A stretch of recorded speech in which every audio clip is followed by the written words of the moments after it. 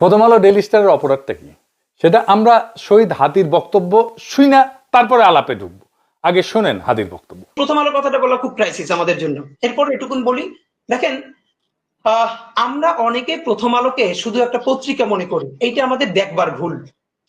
প্রথম আলো হলো বাংলাদেশে এমন একটি প্রতিষ্ঠান, এমন একটি এজেন্সি, যে একটা প্যারালাল রাষ্ট্র। আবার বলছি, প্রথম আলো একটা প্যারালাল রাষ্ট্র। এই কারণে একটা রাষ্ট্রের যেরকম অনেকগুলো উইং থাকে, যে উইং গুলো তাকে ফাংশন করে, প্রথম আলোর এমন কোনো উইং নাই যে উইং সে মেনটেন করে না। পত্রিকা এটা তার একটা ভার্সন, কিন্তু আপনি দেখেন না, এই পুরো গত 15-17 বছরে ফ্যাসিবাদের বয়ান নির্মাণে সব থেকে যে ন্যারেটিভ নির্মাণে যে সাহায্য করেছে এলিট ওয়েতে, সেটা প্রথম আলো। 101টা প্রমাণ দিতে পারবো সামনে বসে, এখন আমাকে সময় দিলে একদম তার কোটা আমার ফোনে আছে, আমার ফোনে সব, যে সে কি রিপোর্ট করেছে সবগুলো আছে। কিন্তু আপনি ভাবেন, হওয়ার কথা ছিল কি, এখন তো সে ভয়ে থাকার কথা, অ্যাটলিস্ট সে তার এই যে ফ্যাসিবাদের সে আপনি ভাবেন, তারা খালেদা জিয়াকে নিয়ে নিউজ করেছে। এই আজকেও দেখলাম যে বসুন্ধরার কাছে খালেদা জিয়ার কনসেন্ট নিয়ে 100 কোটি টাকা চেয়েছে তারেক রহমান, হেডলাইন।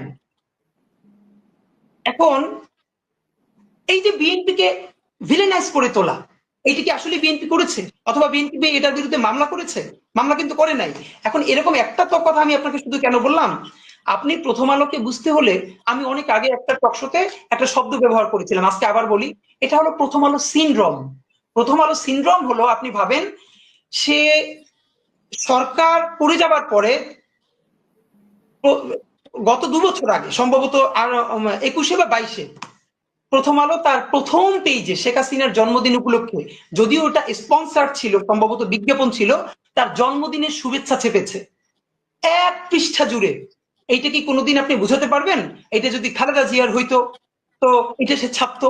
এটা তার একটা ব্যাখ্যা দাঁড় করায়, এটা নিয়ে আমরা কথা বলবো না। দেখেন, সে কি ছাপবে কি ছাপবে না, সে কাকে ভালো বলবে কাকে ভালো বলবে বলবে না, এইটা নিয়ে আমাদের কোনো কথা থাকতে পারে না, কারণ প্রত্যেকটা মিডিয়া এজেন্সি নিজস্ব ন্যারেটিভ থাকে এবং তার স্বাধীনতা আছে। কি বল, কিন্তু তার যেটা স্বাধীনতা নাই, একজন নিরপরাধী মানুষকে জঙ্গি বলে তার জীবনকে শেষ করে দেয়ার।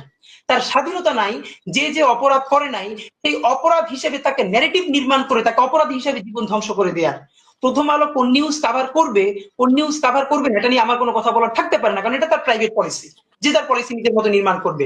কিন্তু আমার কথা হলো, যে জঙ্গিবাদে সংশ্লিষ্ট ছিল না, আপনি তাকে জঙ্গি বলে বলে বলে বলে বলে বলে, একটা ঘটনা আজকে বলি, এখানে আমি শেষ করি শুধু একটা। আমাকে গতকালকে শাপলা চত্বরে শহীদ হয়েছেন বুয়েটের শিক্ষার্থী রিহান, তাকে নিয়ে